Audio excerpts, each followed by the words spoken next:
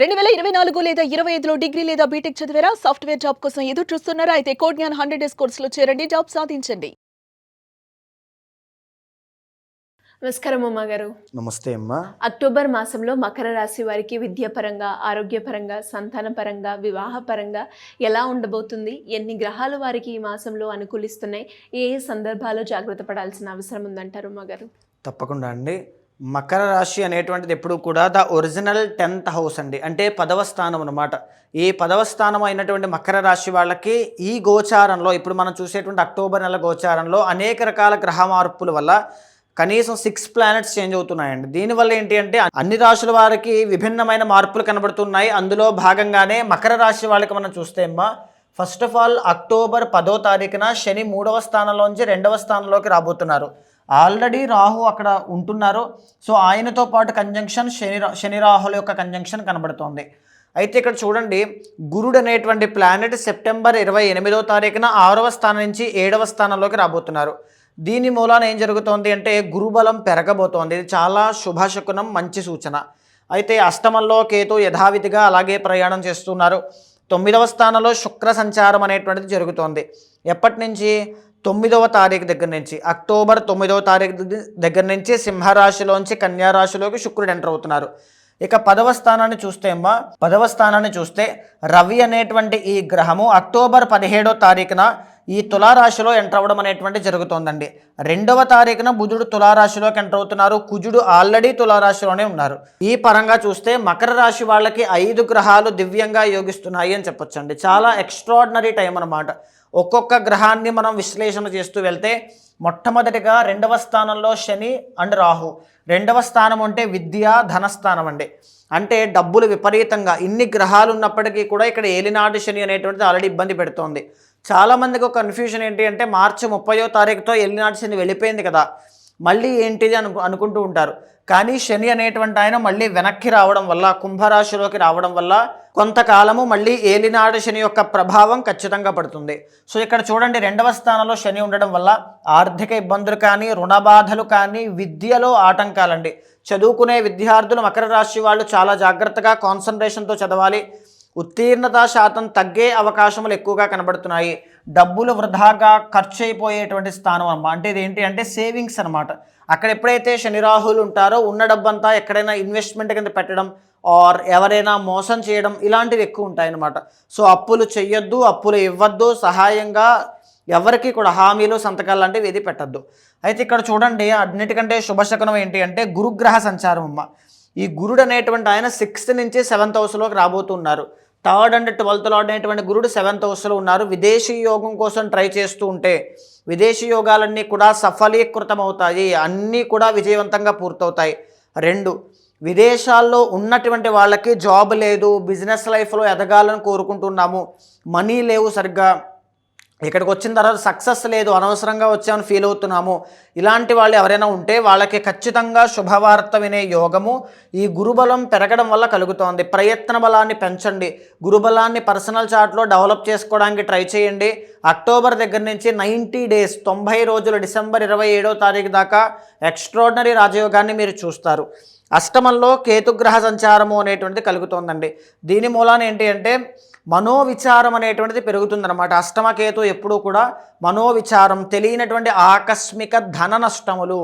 అంటే ఉదయం చాలా బాగుంటారు, ఈవినింగ్ కల్లా ఏదో ఒక బాధ వస్తూ ఉంటుంది, యాంగ్జైటీ ఇష్యూస్ అనేటువంటి పెరుగుతాయి, ఓవర్ థింకింగ్ కానీ, కష్టములు కానీ ఇలాంటివి ఎక్కువ అవుతాయి.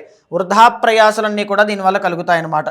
తర్వాత చూస్తే కనుక 9వ స్థానంలో శుక్రగ్రహ సంచారం అనేటువంటిది నడుస్తోంది.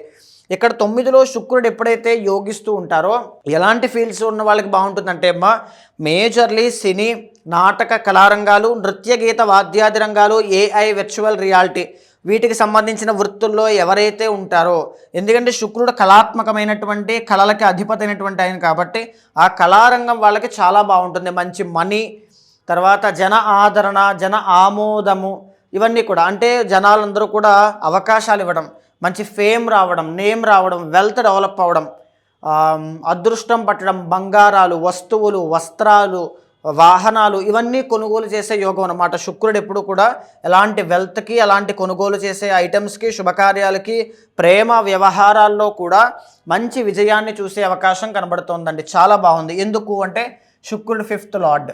ఆయన ఇక్కడ నీచ స్థితిలో ఉన్నప్పటికీ కూడా ఓన్ హౌస్ అని భావాత్తో చూస్తూనే 9th హౌస్లో ఉన్నారు, యోగిస్తున్నారు. కాబట్టి చాలా బాగుంటుంది. అయితే నెక్స్ట్ హౌస్ మనం చూస్తే 10th హౌస్ అండి. ఇక్కడ చూస్తే రవి, బుధ, కుజ అనేటువంటి ప్లానెట్స్ అక్టోబర్ 17 తర్వాత నుంచి 3 గ్రహాల క్లస్టర్ కనబడుతోంది. దీనివల్ల ఏం జరుగుతుంది అంటే రవి 10th హౌస్లో యోగిస్తారండి. కానీ రవి 10, 11 2 స్థానాల్లోనూ యోగిస్తారు.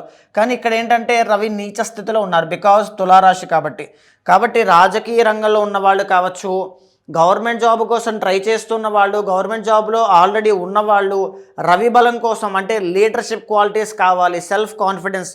సో ఇక్కడ ఏంటి అంటే రవి నీచ స్థితిలో ఉన్నప్పుడు ఉద్యోగం కోసం ప్రయత్నం చేస్తూనే ఆ భయము వస్తుందో రాదో అనేటువంటి ఒక భయం కావచ్చు, ప్రమోషన్ వస్తుందో రాదో అని భయం కావచ్చు, రాజకీయ రంగంలో ఉన్న వాళ్ళు ఏదైనా నిర్ణయం తీసుకుంటే అది సక్సెస్ అవుతుందా లేదా అని తెలియనటువంటి ఒక ఆందోళన పెరగడం, ఇలాంటివి ఎక్కువ ఉంటాయమ్మా. అంటే సెల్ఫ్ కాన్ఫిడెన్స్ అనేటువంటిది తగ్గుతుంది. సో మనోధైర్యంతో ముందుకు వెళ్ళండి, ఆత్మవిశ్వాసంతో పనిచేయండి, 100% విజయాన్ని చూస్తారు, ఖచ్చితంగా జరుగుతుంది. అయితే ఇక్కడ చూడండి అమ్మా, బుధుడు అనేటువంటి ఆయన కూడా 10th హౌస్లో యోగిస్తున్నారు. దీనివల్ల ఏం జరుగుతుందంటే ఇక్కడ బుధ ఆదిత్య యోగం అనేటువంటిది కనబడింది. కానీ రవికి అంత బలం లేదు, అయినప్పటికీ కూడా బుధాదిత్య యోగం వర్తిస్తుంది. సో ఇక్కడ బుధుడు అనేటువంటి ఆయన ఎప్పుడైతే యోగిస్తున్నారో వ్యాపారస్తులు ఎవరైతే ఉంటారో, స్టాక్స్ కానీ, షేర్స్ కానీ, ట్రేడింగ్ కానీ చేసేవాళ్ళు, మల్టీ టాస్కింగ్ అనేటువంటిది చేసేవాళ్ళు, హెల్త్ ఇష్యూస్తో బాధపడేటువంటి వాళ్ళు, ఈ కామర్స్ కానీ, ఎక్స్పోర్ట్స్ అండ్ ఇంపోర్ట్స్ కానీ, అకౌంట్స్ కానీ, ఆర్ లేకపోతే వీటికి సంబంధించి బుధుడికి సంబంధించిన ఏ ఫ్యాక్టర్స్లో అయితే వ్యాపారం, వాణిజ్యం, ఇవన్నీ కూడా అందరికీ కూడా చాలా బాగుంటుంది. ఎందుకంటే బుధుడు యోగిస్తున్నారండి, బుధుడి యొక్క క్యాలిక్యులేషన్ వేరేగా ఉంటుంది కాబట్టి. సో బుధుడు యోగిస్తున్నారు కాబట్టి వ్యాపారస్తులకి చాలా బాగుంటుంది. బట్ ఇక్కడ 2వ స్థానంలో శని రాహువులు ఉన్నారు కాబట్టి డబ్బు వృధాగా ఖర్చు పెట్టకుండా జాగ్రత్త పడాలి ఇన్వెస్ట్మెంట్ చేసేటప్పుడు. తర్వాత 10వ స్థానంలో కుజుడు యోగిస్తున్నారండి. మీరు బాగా గమనిస్తే ఈ మకర రాశి వాళ్ళకి ఏదైనా ఒక ల్యాండ్ కొనడం, లేకపోతే వాహనం కొనడం, వస్తువులు కొనడం, ఇలాంటి యోగం పట్టింది. ఇది ఇప్పుడే కాదమ్మా, నెక్స్ట్ 45 డేస్ 11th లోకి వెళ్ళిన తర్వాత కూడా ఆయన యోగిస్తారు.